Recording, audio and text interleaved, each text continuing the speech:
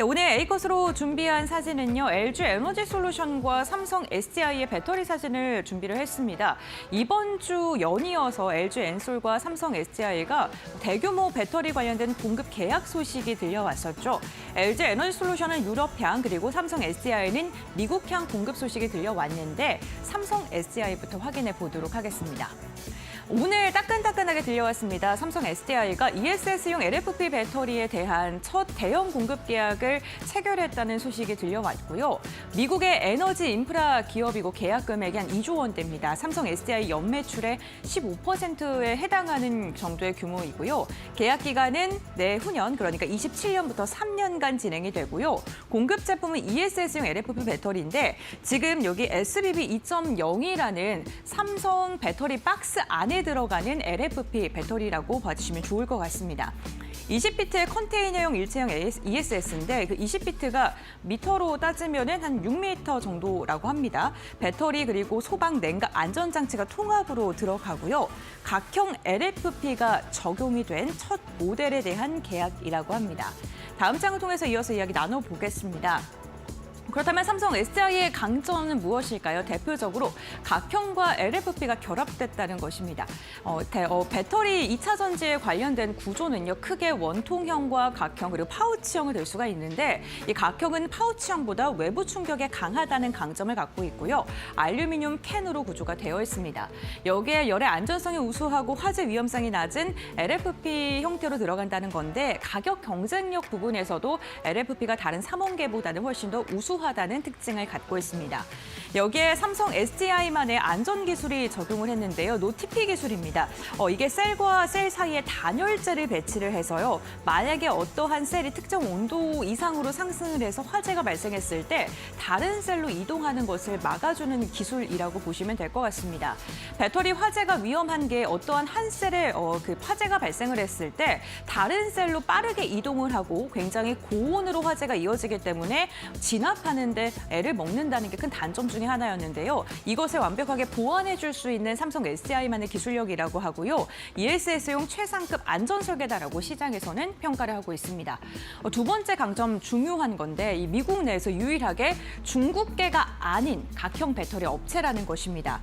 지금 미국에서 OBBA 법안과 같이 중국을 타겟으로 하는 여러 가지의 제한 정책들이 나오고 있는데 각형 배터리를 사용하기 위해서 비중국계를 선택할 때는 삼성 SDI가 유일하다는 게 강점 중에 하나라고 보시면 될 것 같고요. 그렇다 보니까 정책과 안보 안전에서 삼박자를 고루 갖췄다라는 평가를 이번에 받고 있습니다. 미국의 ESS 시장의 성장 규모는 기하급수적으로 늘어날 것으로 예상되고 있습니다. 올해가 59기가와트시고 5년 뒤에는 142기가와트시까지 성장할 것으로 보이는데 5년간 2.4배가량의 성장이 기대가 되고 있고요. 왜 이렇게 성장을 예상할 수 있냐면 AI 데이터 센터가 증가를 하고 있고 신재생에너지의 확대 여기에다가 이런 것을 다 이제 충족시키기 위해 손정망 인프라까지도 확대될 예정이고 이기어서 필요한 게 ESS다라는 분석이 나오고 있는 만큼 삼성 SDI가 갖고 있는 기술력이 미국 시장에서 얼마큼 앞으로 더 먹힐지도 좀 살펴보셔야 될 것 같습니다. 네, 다음 기업도 한번 살펴볼까요? LG 에너지 솔루션 같은 경우에는 월요일에 벤츠와 2조 규모의 계약 소식이 들려왔죠. 유럽 메이저 완성차를 대상으로 한 계약이라는 것에 시장에서는 주목을 하고 있고요. 중국이 아니라 우리나라를 선택했다는 거에서 시장에서는 굉장히 긍정적으로 판단을 하고 있습니다. 중대형 전기차의 배터리를 공급하는 거고요. 내년부터 2030년까지 공급이 예정되고 있습니다. 이번 수주의 의미는 우선 유럽의 메이저 완성차와 계약을 체결했다는 게 크고요. EV 둔화, 그러니까 전기 자동차의 성장세가 지속적으로 둔화하고 있는데 고객사가 다변화됐다는 것, 그리고 유럽에서 여전히 우리나라의 기술력을 인정받고 있다는 것에 시장에서는 의미 있는 반등이다라고 평가를 하고 있습니다. 특히나 단기적으로 상승하는 데 그치는 게 아니라요. 계약 자체가 30년까지 예정이 되어 있기 때문에 중장기적인 가치로도 좀 충분하다라고 보고 있고 특히나 26년과 27년에 실적 가시성을 확보했다라는 전망 전망까지 나오고 있습니다. LG 에너지솔루션의 10년간 매출과 영업이익 추이를 그래프로 정리를 했습니다. 보시는 것처럼 2023년까지 지속적으로 성장을 하다가 지난해부터 매출의 증가세가 꺾이는 게 확인되고 있습니다. 다만 여기서 주목을 해야 되는 게 빨간 색깔 바가 영업이익인데요. 23년도에까지 좀 지속적으로 증가를 하다가 지난해 역성장하는 모습이 나타났었죠. 그런데 올해 3분기까지 다시금 영업이익이 좀 정상화되려는 움직임이 나타났다는 게 특징입니다. 올해 3분기 누적 매출액이 17조가량이고 누적 영업이익 같은 경우 1조 4천억 원가량인데 지난해 연간 영업이익이 5,700억 원가량이었습니다. 그러니까 올해 4분기가 아직 남아있음에도 불구하고 3개 분기 만에 지난해의 영업이익을 155% 초과 달성했다는 것에 시장은 바닥을 딛고 진짜 반등하는 것이 아니냐라는 긍정적인 해석이 더해지고 있고요. 전기차에 대한 지속적인 캐즘 우려가 나오고 있습니다만 매출액이 감소했음에도 불구하고 영업이익이 증가하고 있다는 것에 시장은 좀 주목을 하고 있는 듯한 부분입니다. EV 악재가 지금 주가에 이미 상당 부분 반영됐다라고 분석을 하고 있는 증권가도 많고요. 실제로 2차 전지 관련된 기업들의 주가가 굉장히 지지부진한 움직임이 길게 이어졌었습니다. 전기차의 캐즘 원인은요, 금리가 높았다는 거, 성장주에 굉장히 악재로 작용할 수밖에 없죠. 그리고 보조금이 축소되고 있다는 거, 미국과 유럽의 소비가 전기차의 구매가 둔화되고 있다는 거, 그리고 완성차 전동화의 속도 조절, 지금 미국에서도 연비와 관련된 기준이 더 완화된다는 소식이 전해지고 있죠.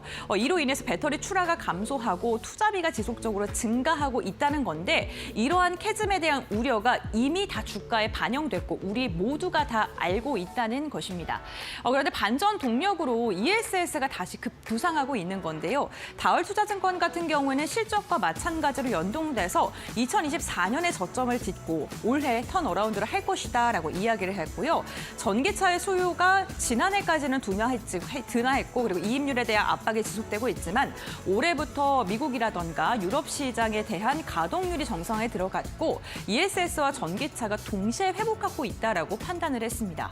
삼성증권에서는 미국향 ESS LFP의 최대 생산 능력인 기업이 지금 2차 전지 관련된 기업이다라고 이야기를 하면서 OBBA 규제의 직접적인 수혜를 LG 에너지솔루션이 받을 수 있다라고 평가를 하기도 했고요. 증권가의 뷰가 변화하고 있다는 점 참고해 보시면 좋을 것 같습니다.